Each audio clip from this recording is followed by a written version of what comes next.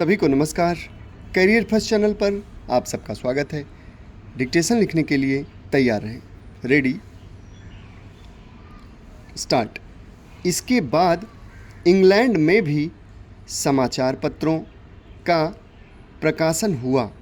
इसके बाद भारतवर्ष में पत्रकारिता काफ़ी देर से मुगल काल में आरंभ हुई। इसके पहले सूचनाएं या संदेश घोड़े तथा मानव द्वारा व्यक्तिगत तौर पर एक स्थान से दूसरे स्थान पर पहुंचाए जाते थे। पत्रकारिता आज समाज तथा राष्ट्र की अभिन्न अंग बन चुकी है, क्योंकि किसी भी भाषा तथा साहित्य के विशुद्ध सृजन ने जनसामान्य को इतना लाभ नहीं पहुंचाया जितना कि इन्हीं भाषाओं के माध्यम से होने वाली पत्रकारिता ने। इसने एक ऐसी नई साहित्यिक रूपरेखा समाज के समक्ष प्रस्तुत की जिससे जनसामान्य के लोग ज्ञान विज्ञान, राजनीति, धर्म तथा सामाजिकता से संबंधित नित्य नई नई सूचनाएं बड़ी आसानी एवं कम खर्च में प्राप्त कर अपनी जिज्ञासाओं को शांत कर लेने लगे हैं।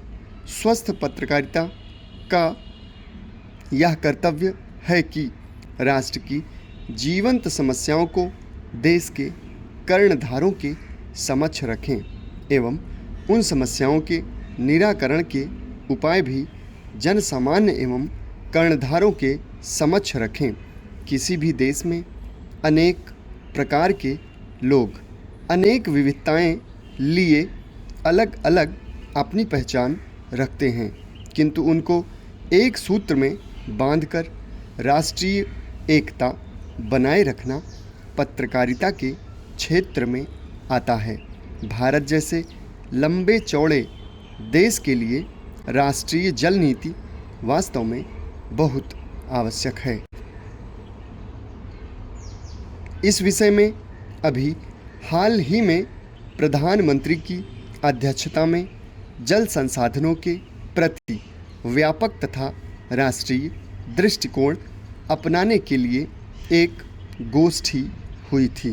गोष्ठी में विचार इस बात पर नहीं किया गया कि किस राज्य को कितना पानी मिलना चाहिए, बल्कि देश में उपलब्ध पानी का अधिकाधिक संभव उपयोग किया जाए। इतने बड़े देश के अंदर अभी तक राष्ट्रीय जल नीति या राष्ट्रव्यापी योजना नहीं बनी, जिसके परिणाम स्वरूप तमाम पानी बह जाता है। अनुमानतः लगभग 60% पानी व्यर्थ बह जाता है। प्रतिवर्ष देश का बहुत बड़ा भूभाग कहीं बाढ़ की चपेट में आता है तो कहीं सूखा पड़ जाता है।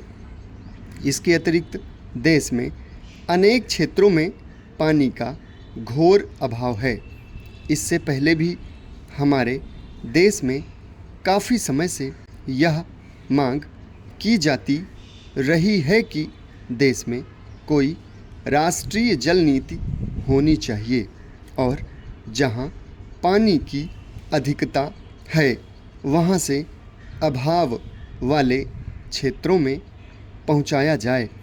गंगा, कावेरी, ब्रह्मपुत्र तथा अन्य बड़ी नदियों से नहरें निकालने के सुझाव दिए जाते रहे हैं तथा यह भी सुझाव दिए गए थे कि राज्य की नदियों को राष्ट्रीय नदी माना जाए।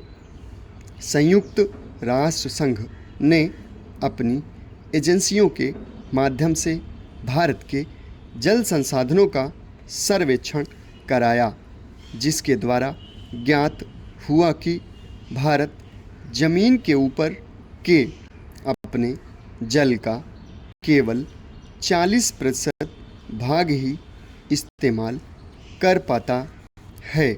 समाप्त। धन्यवाद।